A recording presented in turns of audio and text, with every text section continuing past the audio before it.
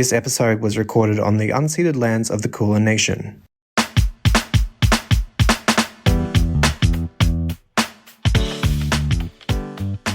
Welcome to today's episode of POSLink Plus Listen. I'm Kirsty. I'm a HIV journalist and advocate, and I'm the Executive Officer of Positive Women Victoria. Today we're joined by Heather Ellis, Communications and Engagement Coordinator at Positive Women Victoria, and Heather recently attended the International AIDS Society Conference 2025 in Kigali, Rwanda. Throughout the week-long conference, she shared daily reflections on the Positive Women Victoria Facebook page, capturing the science, the advocacy and the energy of the global HIV community at the event. In this episode, we'll unpack her highlights from breakthrough research and new World Health Organization guidelines to the conversations that happen in the hallways, and hear what it all means for women living with HIV here in Victoria.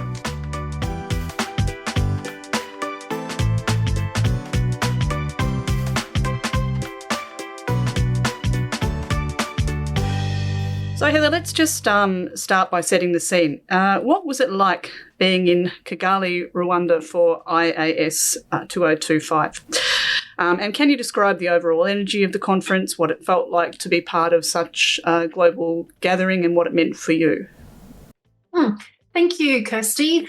I attended the HIV Science Conference in Brisbane, which was the IAS 2023 conference, and that had a very science focus. Now, I've never attended an international AIDS conference, but this very much felt like an AIDS conference with a lot of community activities and community sessions. But at the same time, I wouldn't say the energy was really kind of positive and uplifting, because there was a bit of a dark cloud that hung over this conference with the US aid funding cuts that happened in January. So with the global HIV programs, those programs in low to middle income countries like those in Africa receive about 80% of their funding from the United States. So when that all happened, there was a lot of talk about stop work orders, which was when the US government said basically stop work. Clinics were closed, people couldn't get access to treatment, and that was quite frightening, as you can imagine, for a lot of people. Like here in Australia, we're very privileged and we have access to treatments, like free treatments, through our healthcare system. But at the same time, the delegates and the people I spoke to they wanted to stop relying on this USA. They wanted to work together as a community, work with their governments, and even the government representatives at this conference from the various African countries were talking about how they could ensure the funding for treatments. And that now is all happening, plus some of that USA funding has been reinstated. So people are still getting their treatments. There's still money there for things like PrEP, but it's not like it was before. So yeah, there was a bit of a dark cloud that was hanging over this conference when I was talking to people in the hallways. So your sense of that issue, and we'll come back to it as well throughout the podcast, but your sense of that issue is that there was an initial period of chaos, but that now people are starting to establish the ways through and perhaps find more sustainable kind of modes for service delivery and treatment access that might be more able to be sustained in a complex global environment. So there's hope as well as anxiety, I guess. Yeah, and like some of the countries around the world, including Australia, have committed, like Australia just recently committed $266 million to the Global Fund, which funds a lot of these HIV programs in these low to middle income countries. So there is a lot of hope, and countries and donors are stepping in to ensure that those treatments and PrEP are made available for people who need it. So thank you, Heather. We'll come back to some of those questions. But at the moment, let's talk a little bit about the big outcomes of IAS and some of the science and the major breakthroughs as you saw them. It is a fascinating time in HIV globally because there are some genuinely promising and fascinating scientific developments in prevention as well as in treatment. And at the conference, you heard from Melbourne's very own Professor Sharon Lewin, former president of the International AIDS Society, and Sharon heads up the Doherty Institute here in Australia. She'll be familiar to so many of the listeners here as a tremendous HIV scientist and important advocate for all people living with HIV. So Sharon presented on mRNA vaccine research that could help lead to a cure. And there was also some presentations on things like long-acting treatments, such as lenacapavir. So what excited you most about the science being presented, and what were 2 or 3 highlights that you would like to put forward as heralding promise for positive people? This conference really was everybody was talking about it as the lenacapavir conference. There was lenacapavir is a new HIV antiretroviral that sort of basically stops the HIV getting into the immune cells in a new way, and it's really, really effective. And so there was a couple of studies presented where lenacapavir is being used as PrEP, and in one of those trials, the Promise 1 study, there's about 5,000 women in that trial. None of them contracted HIV when they had the lenacapavir injection, which is a 6-month injection. In the Promise 2 study, I can't remember how many people were in it, and again, thousands of people, and that was like with gay men and transgender and so forth, and there was like 2 people contracted HIV. I don't know exactly what the reasons were, but how this lenacapavir, or Len, is so effective at preventing HIV. People were tossing around the words like game changer, ending the HIV epidemic purely through prevention. Like, if all those people who need it can have the lenacapavir 6-monthly injection, they're not going to contract HIV. It could really stop HIV in its tracks. But it's all about the money, like who's going to pay for it, how's it going to be rolled out. Lenacapavir is a ARV from and a PrEP from Gilead, and they've committed to providing doses of lenacapavir to 2 million people over 3 years, mainly in those low-income African countries where HIV transmissions are the greatest, particularly in sub-Saharan Africa. And this is because they've licensed lenacapavir to be made generically in 120 countries around the world, but it takes time for those generic manufacturers to actually scale up, set up their systems and roll out lenacapavir, which could take 2 to 3 years. So that's fantastic, but 2 million people receiving lenacapavir, when you look at a global population, is really just a tiny drop in the ocean. So it's like we had this fantastic new PrEP, but people aren't going to get it because of money, because they can't, it's just the cost to roll it out. Lenacapavir has been FDA approved in the US as PrEP. It's also used as a HIV treatment and a 6-monthly injection for those people with multi-drug resistance, and that's in Australia. People can get it, but it has to be paired with another ARV, because even though lenacapavir is so effective, it's even in a way proved it will work as a monotherapy. HIV doctors won't go down that path. So it has to be paired. It has to have a buddy. And that buddy at the moment is usually an ARV pill, which you still have to take daily.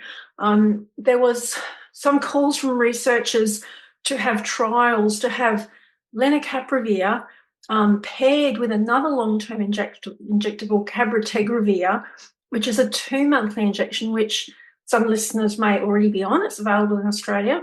But 6-monthly and 2-monthly, it's still a bit out of whack. But what they're calling for is for those two ARVs, long-term injectables, to be paired together and given as one 6-monthly injection. So that's what they're calling for now for research about that. I'm not sure where that's going, but hopefully that's what we'll see in the next couple of years. Also, lenacapavir PrEP, there's trials now for it to be given as a yearly injection. So that's really, really fantastic. And one of the exciting things about the lenacapavir studies in particular is that unlike historically a lot of HIV interventions, both antivirals and PrEP, they've been very inclusive of women, haven't they? And a lot of the PROMISE work was involving young women who were at risk of HIV in pretty high prevalence places like South Africa. Yeah, that's right. There's numerous reasons why young women are at higher risk. But they say if they can kind of have those young women on something like lenacapavir as a 6-monthly injection, potentially soon a yearly injection, then they're protected over those critical sort of years from sort of 15 to sort of 25, and not contract HIV. So because the HIV prevalence in sub-Saharan Africa is quite high, and so yeah, that would be. It's really fantastic that women are included, and women-only trials, in fact, with the PROMISE 1 trial for lenacapavir as PrEP. So at the other end of from prevention, we've got, I guess, the other holy grail, which is the potential for a HIV cure. And that's something that you've been passionate about and indeed are the chair of the Community Advisory Board for the HIV Cure Consortium that attaches to the Doherty Institute. So this is a great passion of yours, and you have a lot of experience in this area as well. Do you want to talk a little bit about the emerging science around mRNA technologies that could lead to better understanding how there can be the total eradication of virus from reservoirs, and what was said about that at the conference? Yeah, so with IAS, they always have a pre-conference the day before the actual IAS starts, and that day they have a whole day focused on HIV cure, and this is where Professor Sharon Lewin presented the research on the mRNA technology being used to basically unmask the latent HIV hiding in the HIV reservoir, which is in all our tissues and organs. So it goes in through, they deliver it through like what they call a lipid nanoparticle. So it's like a fat bubble, because that way it's protected and it's not going to be damaged before it can get into the cell. And then it basically like unmasks the latent HIV, and then something like BNAbs, broadly neutralizing antibodies, can be used to then target that HIV, latent HIV that can be now seen. So it might be a ARV, or it might be something that like a BNAb, or it might be something like an immune boosting drug that makes the immune system stronger, so it can then get rid of that HIV. So this is really fantastic. This research was launched or announced in June globally, and it got a massive amount of media attention around the world, because it was a completely like, in a way, like a new way of unmasking, or that, so the body can see that HIV in hiding. Because if the immune system can't see the HIV, it can't do anything about it. It knows it's there, but it kind of can't get to it. So that's really exciting for the future.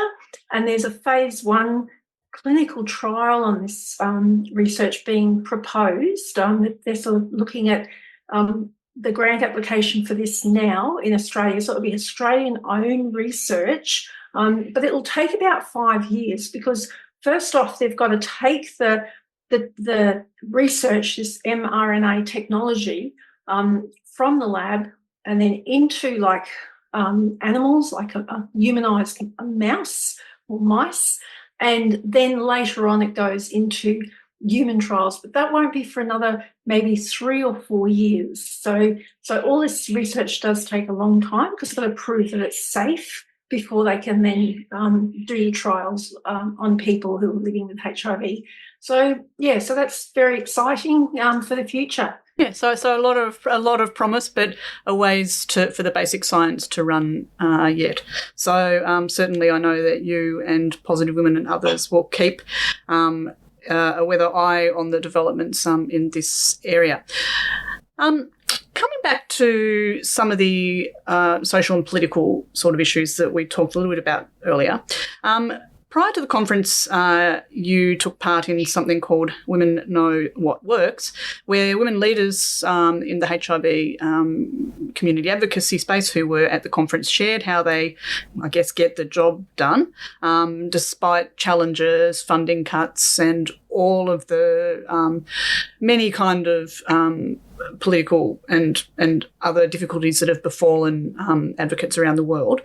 What were your biggest takeaways from that session, and how did you find, I guess, the mood of the advocates that you were working with in this area? This was another pre-conference, and it was fantastic because the mood was very positive because these women, and it sort of ties into the title, like Women Know What Works, because they've always done what works, like they get the job done. So even in the face of these USAID funding cuts to HIV programs, they're still sort of getting treatments, they're getting peer support out to women and their children and families within their countries. So it's still working, but there was also a sense of a little bit of fear about, okay, how are we going to do this? We had all this funding, and now we've got, like, it was completely cut. As I was saying before, some of that funding has been reinstated, but at the same time, the women were like, for 40 years we've been dependent on aid funding, on donor funding, and now it's gone. So, of course, we're feeling the pain of our dependency. So there was lots of talk about what they can do working together, how they can make these programs work, how they can ensure that the HIV treatments are getting to the people in need and the PrEP's getting to the people in need.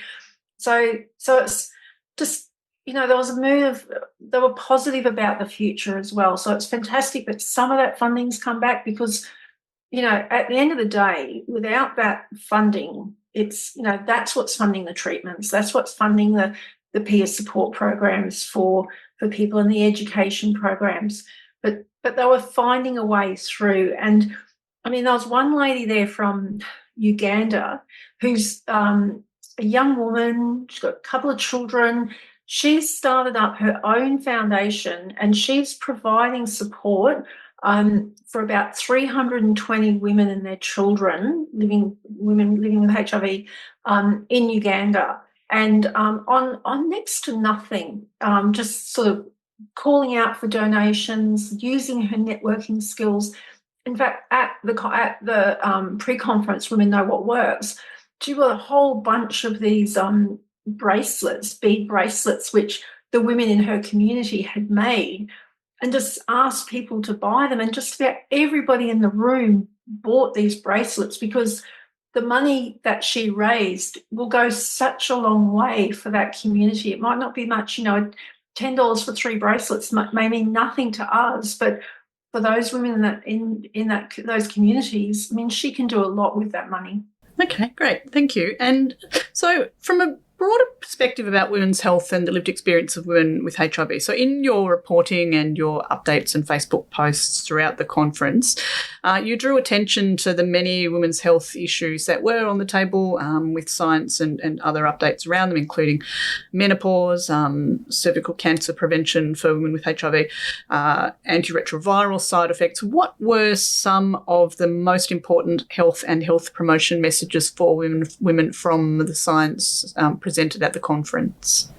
I think with menopause, one of the things that came through very strongly at IAS in Rwanda, but it also came through very strongly in Brisbane, is the lack of research about menopause and women living with HIV. So again, there was a call for more research. There's also more education, so more to raise more awareness so that women with HIV understand menopause and they understand the impact of menopause and what that's doing to their bodies on top of living with HIV. You know, the sort of things like low-level inflammation, the cardiovascular risk from that low-level inflammation. The other topic that was discussed widely was how the impact of weight gain. So this doesn't so much affect women living with HIV in high-income countries like Australia because of the modern sort of advanced HIV treatments that we're getting.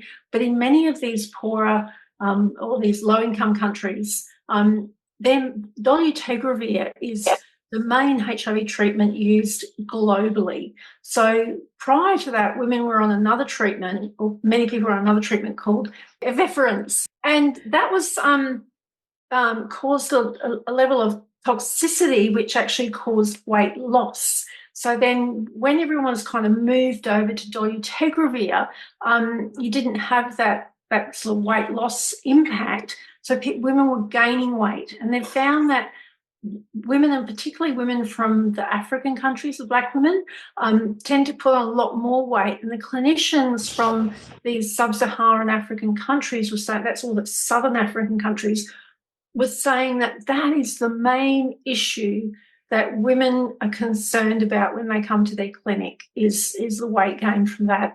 And even when they were saying they were gaining something like about 4 kilos within 12 months. But even if they go off dolutegravir and say go back onto something else, they don't lose the weight. But there's other factors as well, like, African cities are becoming bigger and more urbanised, so there's more access to fast food. They were saying things like could be unsafe for women to exercise, to go walking, because they feel unsafe walking on the streets. So it's also about lifestyle changes as well. Okay, so there's some useful messages there. I mean, it's a complicated issue with a sort of fairly long history, this discussion, and different views and different sorts of attitudes from clinicians towards it. But I mean, I guess it's, in your sense, are they closer to sort of getting to an understanding of how people can be supported, through this potential health issue, really is the question, I guess. Yeah, definitely. Yeah, it's a combination of your treatments plus lifestyle factors. And cervical cancer prevention.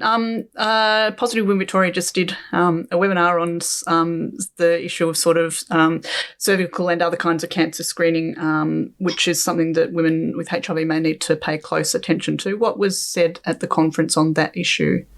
It was very focused on, education, so that women understand they need to have those cervical cancer screening every 3 years, and to be aware of that. And there's also like the HPV vaccination that that women have, particularly as teenagers when you're still in school. So that protects you then, because the HPV virus is what's going to cause cervical cancer.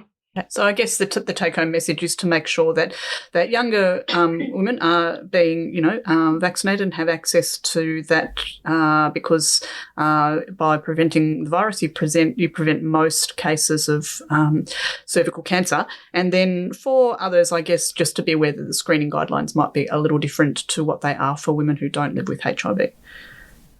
Okay.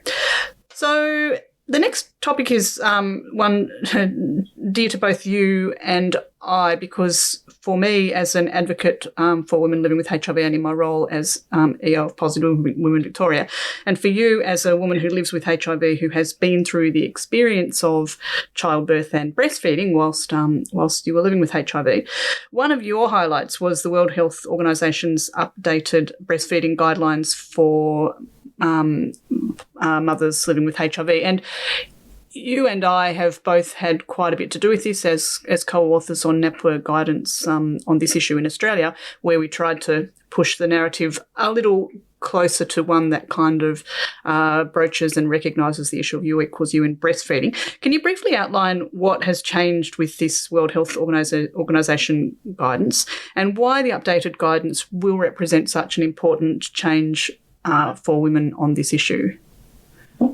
Main change for women in high-income countries was to say that women now can be supported in their choice to breastfeed if they're on antiretroviral treatments and have a sustained undetectable viral load and are supported through that breastfeeding journey.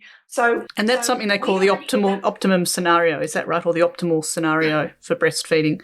So you're on treatments, you're attending appointments, and you've had an undetectable viral load throughout the duration of your pregnancy. Yep.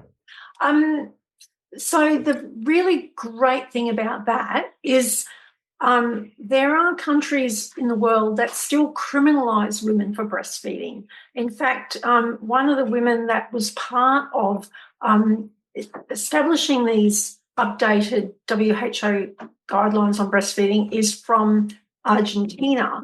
And she was, at the time of the conference, supporting a woman that had been criminalised in Chile for breastfeeding. So that's what the very important thing that these guidelines do.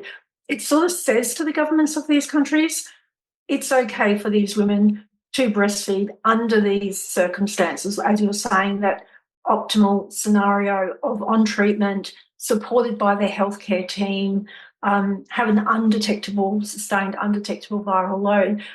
In all settings, which is all the low to middle income countries, women have always been supported to breastfeed, but the emphasis was supporting them further by retaining them in care and really focusing on that adherence to their taking HIV medications. So big, and that also sends a message to funders, including the US, because they're still funding HIV treatment for pregnant and breastfeeding women it reinforces not to take that funding away. In fact, even to provide more funding in that space of pregnant and breastfeeding women. And there's a number of countries around the world, including Australia, Canada, the UK, the USA, and a number of countries in Europe that already have these kind of high-level breastfeeding guidelines to support women living with HIV to breastfeed if they choose to. Great. I think that's, this is an issue that the progress on it has been, slow but steady, and perhaps, supported by science with a few unanswered questions that is kind of investigating more properly the ability to talk about U equals U in the breastfeeding context, particularly when the optimal scenario is being observed. So that's fantastic news.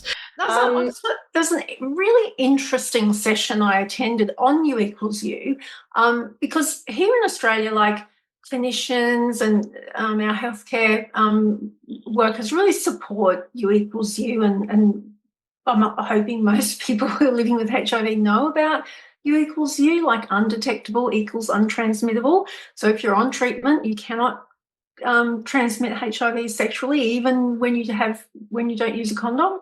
It's not going to happen. There's no virus going to transmit to your sexual partner. But in some of these African countries, the healthcare workers actually don't support U equals U because they're saying, that means people are going to go out and they're going to have sex, unprotected sex, and there's going to be a rise in sexually transmitted infections.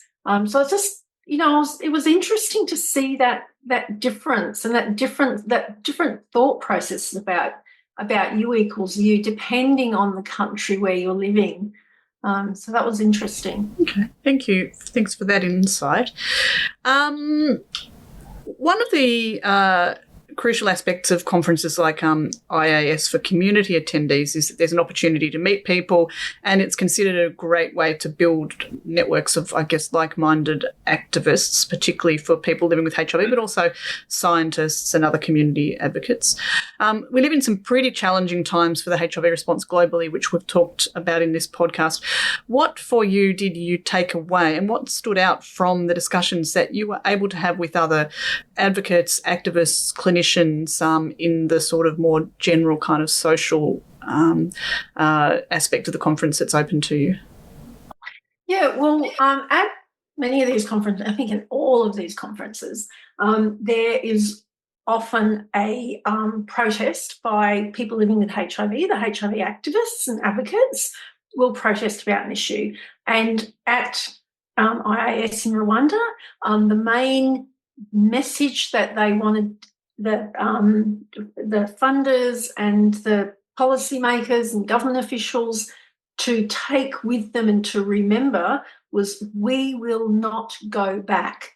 So what they're talking about is we will not go back to those dark days of the 80s and early 90s, and even probably for these people in these low-income countries well into the 2000s, where they just could not get access to treatment.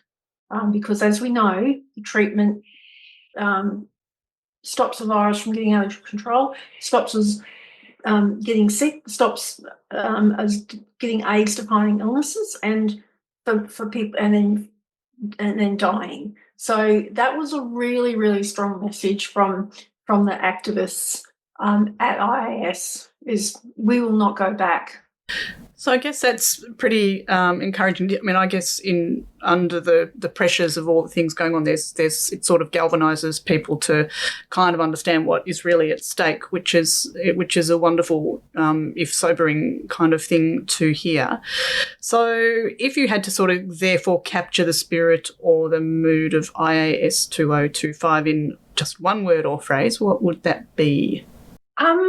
I would like to say ultra long acting. So we spoke about long acting treatments earlier, but in some of the sessions, researchers were using this the short form was ULA, and so this ultra long. So that because there was quite a few sessions on functional cures. So that could be another way to interpret a functional cure. Could be like an ultra long acting treatment that could even go to 12 months or longer. So there was a number of studies presented using BNABs, which I spoke about before, broadly neutralizing antibodies, which basically superpower your immune system. And you have this infusion, and then it can something like a latent reversal agent like the mRNA technology I was talking about before, sort of kicks the HIV out of the reservoir or unmasks it or wakes it up, and then these BNABs kill it, get rid of it. But that might the BNABs might wash out after, well, in many of these studies, 6 months. Some people went on longer than 6 months, up to a year and beyond. So then you have another infusion. So that's where the ultra long acting comes from. So that's really exciting for the future. I can see that in a few years' time, we'll be going and having our once a year infusion, and then away we go.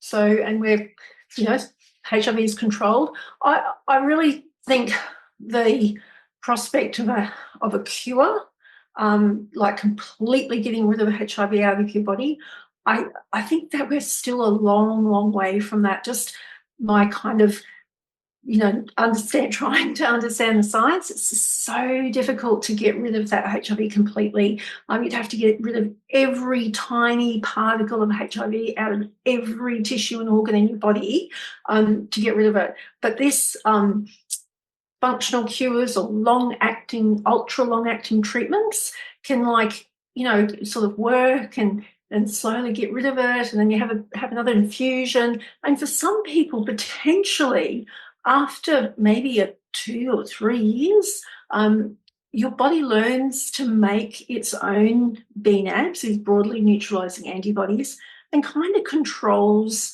the HIV itself as a functional cure.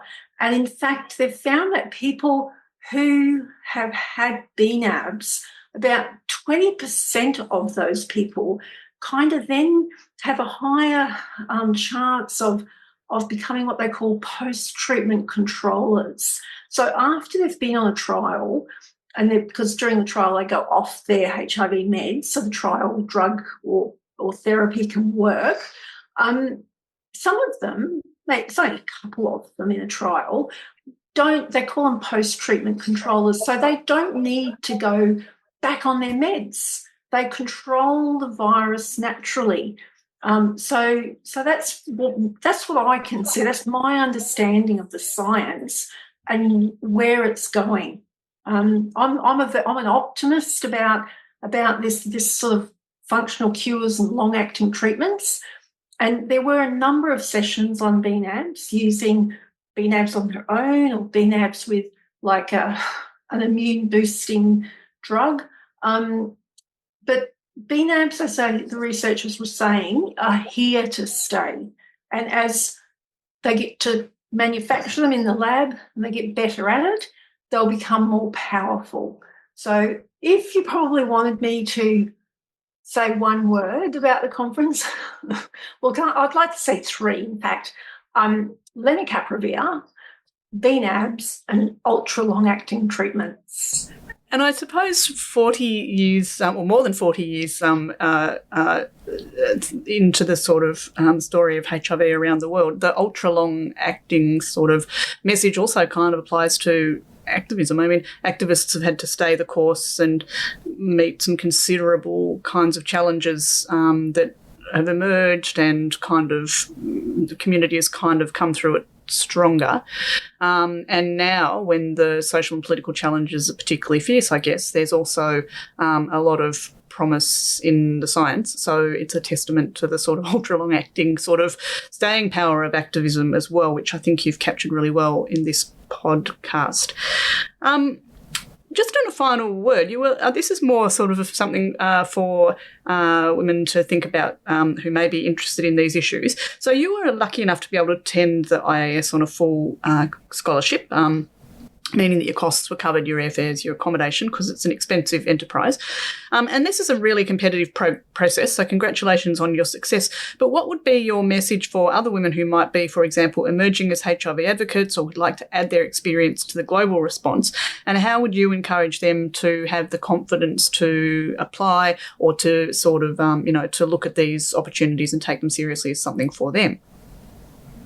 I was very surprised that I got a full IAS scholarship to attend in person. I usually attend these events virtually, so that means I have access to all the sessions as they're going live and then the recorded sessions. But to attend in person was such an amazing experience, and I learned so much more than just sitting at home on my computer. My advice to anyone who's wanting to apply for a scholarship, just apply. It strengthens your case if you're going to present an abstract or you have some idea for an event, say at the AIDS conference where they have a global village. Global villages for the HIV community to share their resources and their expertise and their projects that they're doing. So if there's something you would like to share, but even if you're not going to submit an abstract or an event or a concept for the global village, I would just advise you to apply for a scholarship and you'll have a category there that if you can't go in person, just attend virtually, because you'll still get to attend all the sessions, and it's such a fantastic learning experience where you're getting all the science and the community projects that are helping to raise awareness of HIV, helping for peer support. You're getting that from the people on the ground. These are new projects that they're doing, and they're sharing how they work, how they establish them. So it might be one way to start your HIV advocacy journey. But go ahead and apply anyway to go in person. And I think also there's other ways around it. Like you might apply for the registration, and then you might your own HIV organisation here in Australia might help you out with some of the expenses to attend, possibly the airfare, and then maybe like you pay your own accommodation. So there's other ways to do it if you're really wanting to go to one of these conferences, which I highly recommend going. It's just an amazing, amazing experience to go to an international HIV conference. Well, thank you so much, Heather, for your time today and for sharing your reflections on the conference, and also thank you for your massive contribution in terms of all the reporting you did live and through other means throughout. I mean, it's a huge enterprise and a great thing to have done. So thanks, Heather, Communications and Engagement Coordinator at Positive Women Victoria, for sharing your insights from IAS 2025. And I'm sure that there are some great messages there to hopefully encourage other women that even though times are challenging, there's a lot of promise out there. So it is inspiring to hear how global science advocacy and community can connect and how the lessons might guide our work and thinking locally. So you can read Heather's daily reflections on the Positive Women Victoria Facebook page, and also learn more about PWV's work supporting women living with HIV through our website, positivewomen.org.au. And as always, please stay connected with Living Positive Victoria for more updates, stories and conversations. And they are all available to listen to, with many topics on PosLink Plus Listen. Thank you very much. Thanks for joining us for this episode of PosLink Plus Listen. You can find more episodes on our website or wherever you get your podcasts. Make sure you subscribe to stay up to date. And for all the latest news, events and resources from us, head to lpv.org.au and join us on our social channels.